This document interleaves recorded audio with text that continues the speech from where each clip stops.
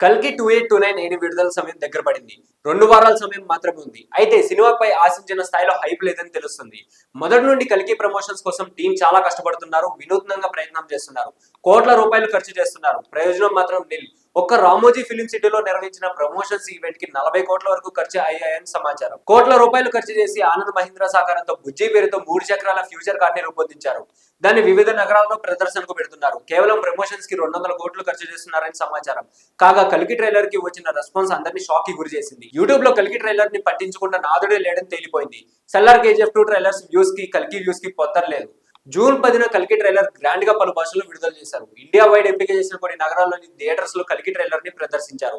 Trailer బాగానే ఉందని జనాలు అభిప్రాయపడ్డారు. యూట్యూబ్ లో మాత్రం వ్యూస్ రాలేదు. 24 గంటల్లో కల్కి ట్రైలర్ వ్యూస్ కేవలం 34 మిలియన్స్ మాత్రమే. ప్రభాస్ గత చిత్రం సలా ట్రైలర్ 113 మిలియన్ వ్యూస్ రాబట్టింది. ఒక అర్థం చేసుకోవచ్చు కల్కిపై ఉన్న హైప్ ఏమిటో. అంతెందుకు ప్రభాస్ కెరీర్ లో బిగ్గెస్ట్ డిజాస్టర్ గా ఉన్న రాధేశ్యామ్ ఆదిపురుష్ ట్రైలర్స్ కూడా కల్కి కంటే మెరుగైన వ్యూస్ రాబట్టాయి. ఆదిపురుష్ ట్రైలర్ 24 గంటల్లో 74 మిలియన్స్ వ్యూస్ అందుకుంది. రాధేశ్యామ్ ట్రైలర్ 58 మిలియన్ వ్యూస్ రాబట్టింది. కల్కి ఆ చిత్ర ట్రైలర్స్ వ్యూస్ లో సగం మాత్రమే పొందింది. సైన్స్ ఫిక్షన్ జోనర్ లో మాస్ ఆడియన్స్ ఇష్టపడరు.